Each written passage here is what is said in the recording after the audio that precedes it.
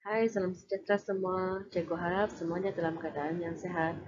Selamat kembali ke kelas Reka Bentuk dan Teknologi tingkatan 1. Baiklah, sebelum kita meneruskan dengan topik kita pada hari ini, kita akan membuat ulang kaji topik kita pada minggu lepas.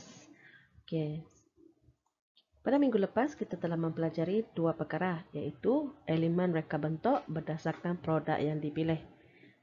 Ada berapa elemen reka bentuk? Masih ingat? Kita ada 7 elemen reka bentuk, iaitu garisan, rupa, bentuk, tekstur, saiz, warna, dan ruang.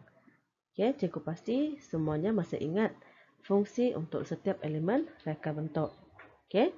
Dan seterusnya kita ada belajar tentang prinsip reka bentuk. Kita telah mempelajari 3 daripada 7 prinsip reka bentuk. Antaranya adalah keseimbangan, pengulangan, dan juga kontras. Pada minggu ini kita akan mempelajari 3 perkara lagi. Yaitu yang pertama, prinsip reka bentuk. 4 lagi prinsip reka bentuk yang kita akan pelajari pada hari ini. Kemudian kita akan mempelajari aplikasi prinsip-prinsip reka bentuk dalam mereka bentuk objek asas.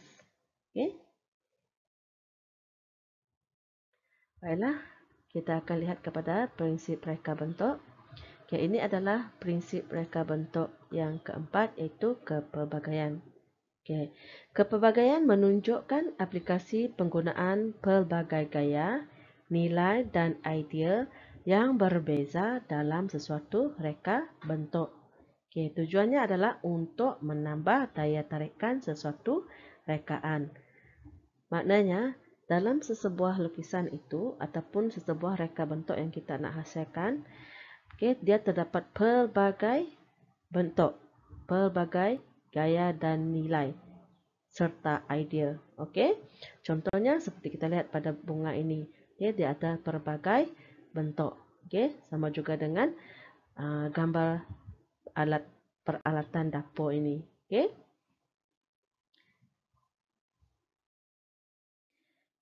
Yang seterusnya yaitu kesatuan.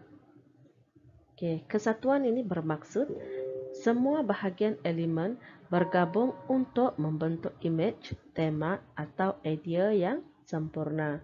Ini adalah contoh gambar rajah kesatuan. Kesatuan yang bertemakan objek dan juga warna. Seterusnya kita lihat kepada keringkasan. Keringkasan adalah idea yang kompleks perlu diolah semula dalam bentuk visual yang lebih ringkas. Idea yang banyak dalam satu-satu objek atau visual akan mengelirukan dan akan menghilangkan tumpuan orang yang melihatnya serta sukar untuk diingati. Bila kita mereka bentuk sesuatu produk, kita perlu mereka produk itu dengan ringkas, supaya tidak akan mengelirukan para pengguna. Contoh dalam gambar ini, kalau kita mereka bentuk kerusi, perlulah kerusi itu nampak seperti kerusi. Janganlah kita mereka sesuatu produk itu sehingga mengelirukan para pengguna. Maksudnya bila kita mereka kasut contohnya, yang pernah kita lihat kasut-kasut yang terlalu unik sehingga kan kita keliru sama ada dapatkah tidak kita menggunakan kasut tersebut. Jadi bila kita mereka sesuatu produk itu, kenalah kita reka yang membolehkan pengguna dengan menggunakan produk itu dengan lebih mudah. Baiklah, yang terakhir adalah harmoni. Harmoni bermaksud melihat sesuatu yang dapat memberikan keamanan dan kedamaian. Harmoni dapat dihasilkan melalui susun atur berulangan sesuatu unsur yang seimbang dan mempunyai perhubungan saling berkaitan seperti penggunaan tone warna yang hampir sama dan mempunyai konteks. Okey, sebagai contoh gambar rajah yang cikgu sharekan di sini.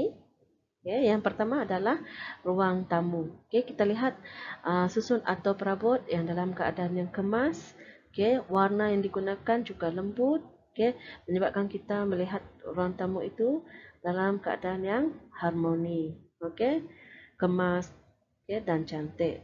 Okay, manakala alam semula jadi sentiasa dalam keadaan yang harmoni. Okay, seperti yang kita lihat dalam gambar ini, ada pokok, ada tasik, okay, ada awan. Okay, bila kita datang ke tempat yang cantik, okay, kita akan rasa tenang. Okay. Okay, setelah kita mempelajari 7 elemen reka bentuk dan 7 prinsip reka bentuk, okay, sekarang kita akan mempelajari bagaimana untuk mengaplikasikan prinsip reka bentuk dalam mereka bentuk objek asas. Okay. Okay, sebelum melakar sesuatu produk, semua prinsip reka bentuk hendaklah kita kuasai terlebih dahulu. Supaya produk yang kita lakarkan itu nanti, yang kita hasilkan itu nanti akan menarik minat pelanggan. Okay. Okay, kita lihat contoh bagaimana untuk mereka sebuah jam dinding yang berbentuk jam tangan nanti. Okay. Okay, langkah yang pertama, kita pilih elemen rupa yang sesuai. Ya, misalnya kita pilih elemen rupa bulat dan juga oktagon. Okay, oktagon ini ada 8 sisi. Okay. Bagaimana kita melakar bentuk oktagon? Kita hasilkan 8 garisan ini dahulu. Okay. Kemudian kita tandakan setiap garisan ini mengikut ukuran yang sama. Nah, okay. Kemudian kita lihat pada langkah kedua. Bina garisan binaan. Okay, garisan binaan ini digunakan untuk mendapatkan bentuk awal produk sebelum dihitamkan menjadi nyata. Okay. Okay, kemudian kita sambung setiap tanda yang kita buat tadi. Okay, untuk menghasilkan bentuk oktagon. Okay. Kemudian langkah ketiga, kita lakar bentuk bulatan. Lakar bentuk bulatan di dalam bentuk oktagon itu, kemudian kita sambung dinding jam ini. Okay, badan jam ini. Okay. Di sini kita sudah lihat bentuk ini adalah dalam bentuk 3D. Okay. Okay, kemudian langkah keempat. Langkah keempat ini kita lakar bahagian tali. Okay. Kita naikkan garisan ini. Kemudian kita buatkan garisan melintang mengikut ukuran yang sama. Maksudnya ini adalah prinsip pengulangan. Okay. Bentuk saiz yang berulang. Okay. Sama juga dengan di sebelah bawah ini. Okay. Okay. Kemudian langkah yang kelima, barulah kita membuat perincian lakaran. Okey, kita membuat titik jam, nombor, kita buat anak panah pada jam ini. Okey, dengan lebih terperinci. Okey. Nah, ini adalah lakaran yang terakhir, iaitu perincian lakaran. Okey.